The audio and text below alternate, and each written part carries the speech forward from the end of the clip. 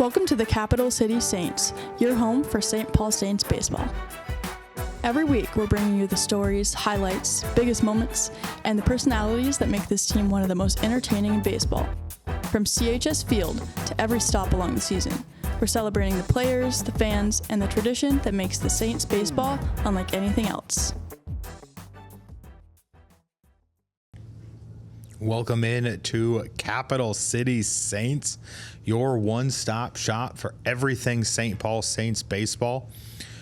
If you are a Saints fan, maybe you're a Twins fan, looking for some updates on prospects, please leave a subscription down below. Hit the subscribe button, leave a like as well so we can grow this St. Paul Saints community into the biggest and best community in all of minor league baseball. The Saints this weekend, again, I was out of town in Chicago all weekend, so could not post a video yesterday about the game on Saturday. So we'll go over both of those. They ended up losing that game 4-0, and they just could not get the bats going. They only got 4 hits the entire game, ended up having 5 base runners. The Saints ended up giving the loss to Bowman. Williams gets the win. The entire game took an hour and 59 minutes. The attendance was 5,035 people. The Storm Chasers did commit 1 error as they scored 4 runs on 7 hits as well. Again, like I said, the bats just could not get going in this one, as CJ Culpepper and Matt Wallner both individually went 0 for 4 with 2 strikeouts, so combined 0 for 8 with 4 strikeouts between 2 of the better hitters in the lineup last night. Aaron Sabato also went 0 for 4 with a strikeout, so there's another 0 for night. Pitching staff actually did very, very well in this one. Again, I'm not blaming the loss on the pitching staff at all in Saturday's game. Ricky Castro went 3 innings. He gave up 0 runs on 1 hit with 3 strikeouts. Matt Bowman went 2 innings pitched. He gave up 1 run on 3 hits with 1 strikeout. Then CJ Culpepper came in he went 2, gave up 2 on 2 hits with a strikeout and a walk. And Eric Orze went 1 inning with he gave up 1 run and 1 hit. So again, the pitching staff was not the issue in this game. It was completely on the hitting side, and the Saints just absolutely could not get anything going on the offensive side, and at the plate they just could not do anything. They only got runners in scoring position, I believe, 3 times in that game.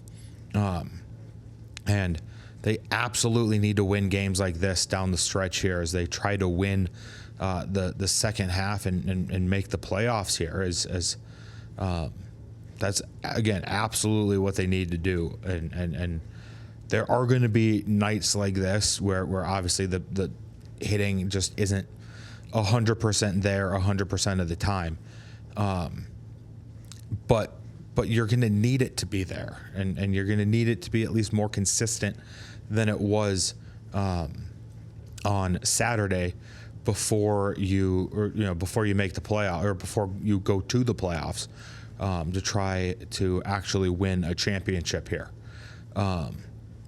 And I know that there probably are some Twins fans watching this that are trying to just look at the prospects, but if the prospects can play more games and simulate MLB playoff action, which is AAA action is the closest thing you're going to get to that. If they can do that and actually produce, that's a telling sign of what they're going to do at the next level. So you should be wanting the Saints to make the playoffs and have the Twins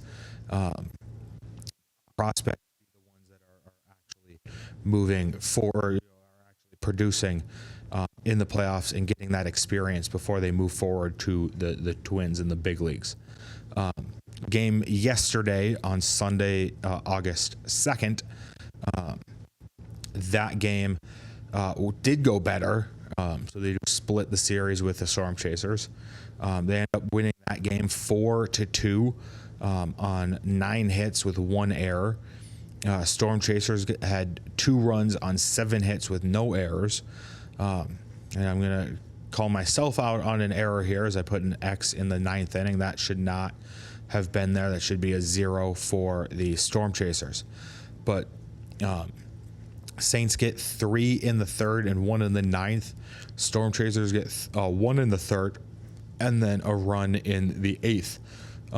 Gomez gets the win. Sears gets the loss for the Storm Chasers, and Merriweather records his 2nd save of the year. This one lasted 3 hours and a minute, so an hour and 2 minutes longer than the Saturday game did. The attendance was 6,055 people. Walker, the couple of players to go over here is Walker Jenkins goes 3 for 5 on the day. Kyler Fedko goes 1 for 4 with a double, a walk, a run scored, and 2 RBIs. Hendry Mendez ended up going 2 for 4 with 2 doubles, 2 RBIs, and he struck out once. Pitching staff again did just as well in this one as Trent Baker pitched 2 1/3 innings. He gave up 1 run on 2 hits with 2 walks and 3 strikeouts. Taylor Rashi went an inning and a third. He gave up 0 runs with 0 hits, 2 and struck out 3 of the 4 outs he got. So again, the pitching staff just did a lot better, or not a lot better, but the pitching staff did just as well in this game as they did on Saturday. It's just the hitting and the offense did a lot better as well. We move on to the 3 stars of the game here for this one. Taylor Rashi gets the 3rd star of the game. Again, I want to give some pitching or the bullpen some love here. Kyler Fedko gets the 2nd star of the game, and then Hendry Mendez with those 2 doubles and 2 RBIs gets the number 1 star of the game. The Saints go 1-1 on the weekend. They split the series, the series with the Storm Chasers. Tomorrow we will dive deeper into where the Saints are at right now overall, and where they're at in the standings, where they're at in some of those key statistics as well. And we'll dive into a series preview against the Louisville Bats here at CHS Field before they are playing the Iowa Cubs after that, and they will have the minor league Field of Dreams game. So the Saints here, again, finish up a series. They go 1-1 on the weekend. We'll be back tomorrow with a weekend or a week, our weekly recap update. So look out for that tomorrow. But until then, we will see you later. Peace.